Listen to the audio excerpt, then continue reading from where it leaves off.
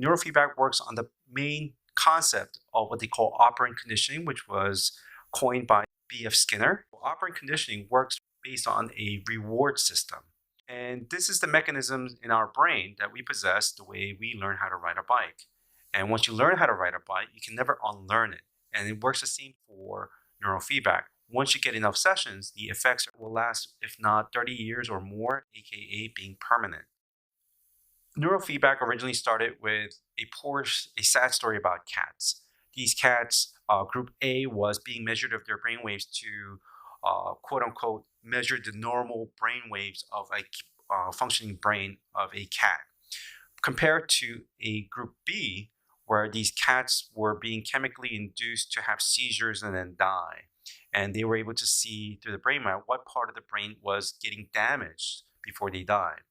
And they did this experiment where the group that was getting chemically induced to have seizures and die, they targeted the brain that was getting damaged to behave, that part of the brain to behave like that of a cat who were not being chemically induced to have seizures and die.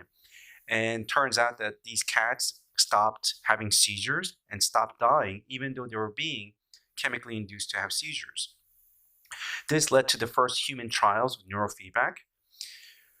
And group A of people were people who had pre-existing history of having seizures, compared to people who did not have seizures, and they were able to isolate a part of the brain, and they targeted that part of the brain to behave like that of a group that did not have seizures. And whenever this part of the brain behaved through the reward system, whether it's auditory or visual, they were able to change that part of the brain.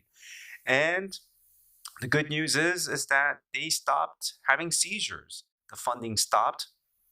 And one guy that was famous from it was a guy, Dr. Kamiya, who went back to Japan, and he was able to brain map people who were meditators.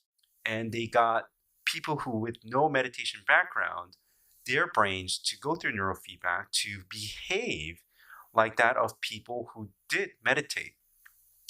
And people started having spiritual experiences like feeling happiness for no apparent reason, being more emotionally calm in situations that they would normally react.